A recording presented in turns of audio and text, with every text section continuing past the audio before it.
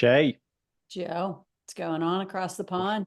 going on across the pond. I tell you, I was trying to calculate how many shows we have, or episodes we have completed, and we must be into the either people must be seeing this is the sixth one. I'm not sure. I've lost count because I'm having so much fun. Yeah, I don't Um, count. I don't count. don't count. And as we go along.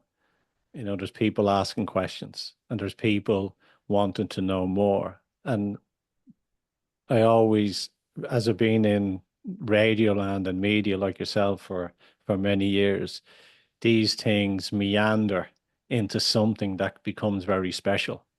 And it's about people just listening into us, like earwigging, having a cup of coffee and trying to pick up some information that's going to benefit them. And that's what we're doing it for. It's about benefiting. It's not about you or me or our egos or it's actually about helping people be better. And earwigging and meandering, when you say it, sounds very posh. So I've never used the term earwigging, but I'm going to work it in today. Yeah. And, And just so you know, I am not having a bad hair day. I was actually having a very good hair day. But this is one of a fortunate day. I get to be on site with the client. And, we know how fun that is when you get to be live on their turf, seeing what they do. it's So, important. But yes. I would like to think I have a bad hair day every day, you know. I have quite a and few. and So this and just being a happens to be and not one of them, but like I'm at that age now, my mid 50s. I'm looking at my eyebrows and going, "Oh Joe, my we're God, they're not going talking. We're not grey." talking about age. Hush on the age. All right. So with that, it was the perfect time to transition. Question came in from somebody who's listening saying, is it the best way to sell your company or think about selling your company? He asked, do you need to know who you're selling it to? And are you selling to private equity, VC, strategic buyer? What's the difference in all of those if you have to make the choice ahead of time? And then, it also, this question came in, and then there was a second, you have to sell all of your company. And what's the benefit? Which I thought was something we haven't covered, selling all. Yes, yeah, it's great questions. And the first thing I would say, are you ready to let go? A lot of these people, are founders, owners of organizations, and they have gone through every part of it to build it to where it is. And sometimes pride, ego, determination will stop them making a decision to sell. You have to be ready. It's an internal process that you need to let go of a company. And you have to kind of go, what's the next step for me personally? And what is the next step for my employees as well? So you can have an offer on the table, or you kind of go to the market and see who is the best alternative for you. Um, you know, Private equity, I think it's Warren Buffett that said, he's not mad about them, you know. And there's private equity, there's a strategic buyer, and then there's a financial buyer. So a private equity, I can only describe it as some of my private equity guys will give out to me out there for staying this, Yeah, I'm gonna but hush on this one. hush on this as well. Okay. They buy a company, they look at the assets, they may strip the assets, and then they sell what they can. So it's like flipping a house. You know, they have the house is worth say 10 or 10 million. The private equity club together, they got 1 million. They raise 9 million. They buy the house. They sell off a bit of the land. They do some other part to it. And then later on the road, they flip that for 20 million. And that's what a private equity company, if I'm trying to speak in layman's language with it so people can really And understand that's it. completely appropriate. That's their business. That's their And business. they're Yeah. using, they're acquiring somebody else's business Yeah. as So a method to grow and increase their portfolio value, yeah, which is the whole game, right? And so okay. it's not a bad thing. No, it's not a bad thing, but Yes. I'm putting it from the question of the person who's looking to Yes. sell the business. Yes. Yes. So I would be answering this different if I was as from a private equity Right. or a Right. Well, strategic no, but seller. that's So the whole purpose of this. yeah. What we're doing is to really So tell people what's right. a strategic buyer is someone that has a business and can see your business as a bolt on to theirs to make their business better. Something that they can upsell, something that they can add as added value to their own business for later down the road as they for expansion. Would you agree with that? Yes. Okay. And then you have the financial buyer, which is like a private equity buyer. And what they're doing is they're looking at an organization, they're looking in and they're looking at the cash flow and they're looking at the profits and they're looking at how can they get into this organization, focus on the sales like a private equity, and then sell it down the road. So if a founder is looking to sell his company, he needs to ask himself the question, one, money talks, BS walks. Okay. Two, what is the legacy that I leave behind? And three, am I protecting my employees as well?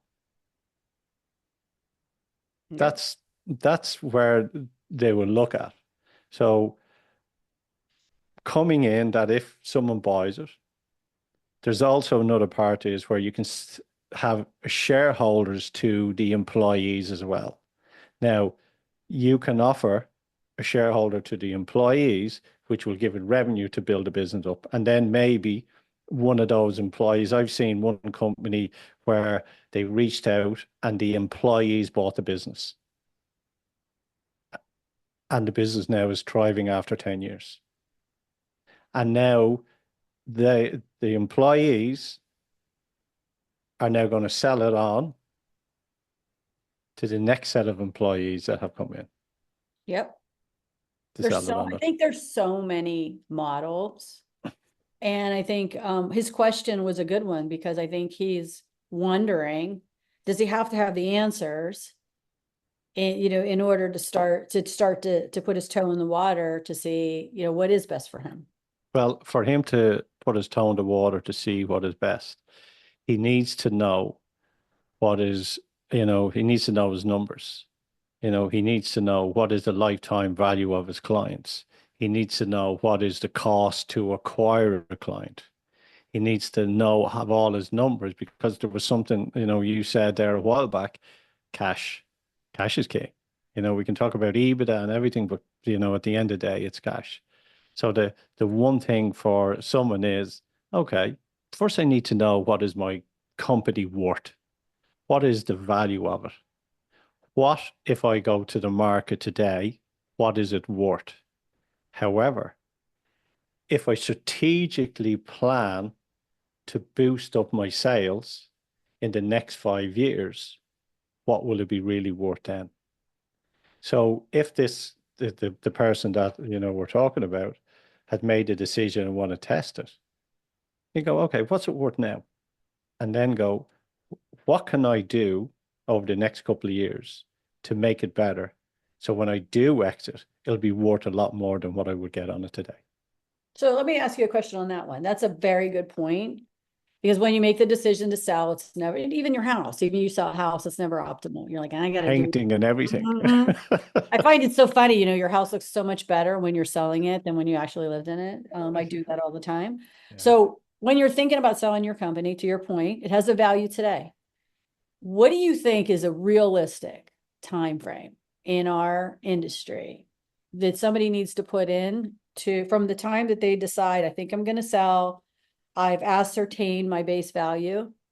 Now I want to try to pop that valuation. What do you think is realistic? Is it going to take 24 months? Is it going to take 18 months, 12 months till you could really get out and have things buttoned up and ready to go? Okay. I'll use this analogy. Well, I'll use, I think we connected before the summer. Was it April time? You and me connected? We did. Okay. And we are now towards the end of the year. Coming And up it, on the anniversary soon. yay, right? And it feels like we've been only speaking for a couple of weeks. Okay. When a company is looking to sell, some people like, oh, we can sell in 24 months. Realistically, I would say to any company, set a target for 36 years.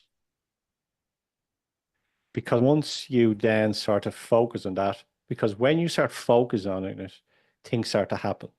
It's like, when you're asking your team when you want to see results, and when you get them to focus on the results happen. So if someone is looking to sell, need to, as you say, decorate the house. And decorating the house is bringing more business in. So a good yardstick is to get a team in, get your team ready, get middle management ready, get everyone organized, get all, your systems, your processes, behaviors, and your measurements all in place, that it comes really a lucrative business to sell in 3 years. Because you're also preparing yourself as a pitch to sell it.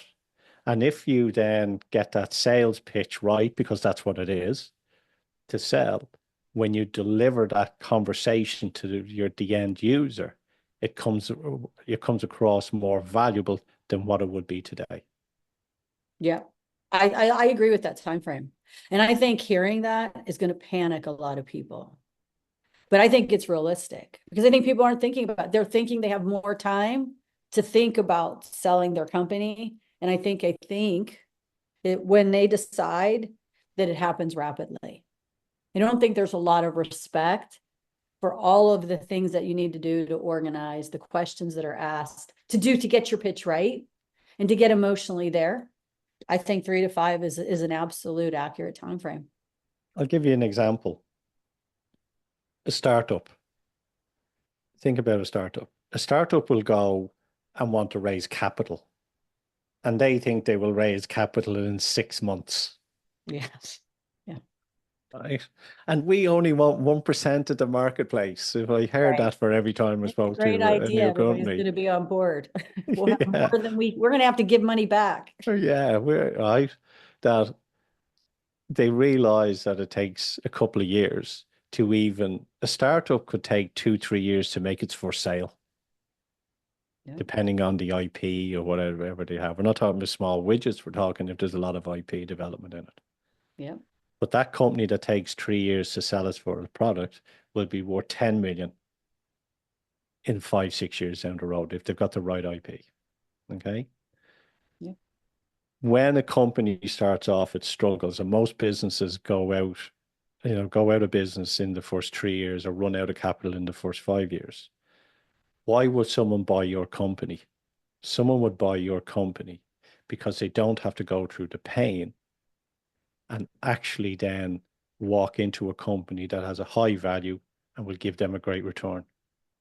Now, with technology coming on board, you have to realize that the companies that are really going to do well is construction, roofing, painting companies, automotive, all these companies that have tradesmen involved,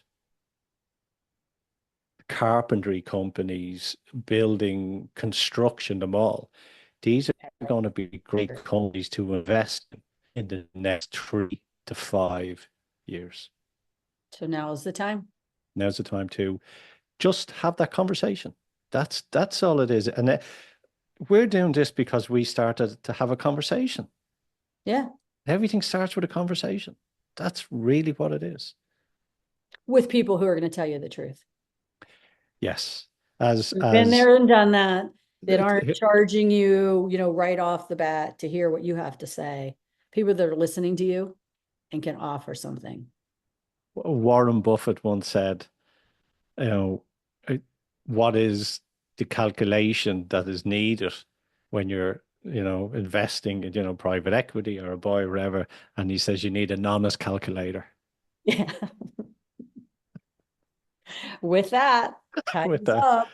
time to go. And look, if anyone wants to reach out to us and have there's something that we're doing just for the audience here, for your audience, is if someone wants to have a session, I'm happy to jump on, give someone an hour, and talk about their options. Um, kick the tires. No, no, there's no sale. Just getting to know people and seeing if we can help them out on it. So we'll give that not a lot of people, because my time is really limited. But we'll try and do, whoever raises the hand, we can try and slot them in as well. Yep, we'll get to you. So reach out to us if you all want to talk. All right, Joe. On that note, have an All right. awesome day. Thank you. You too.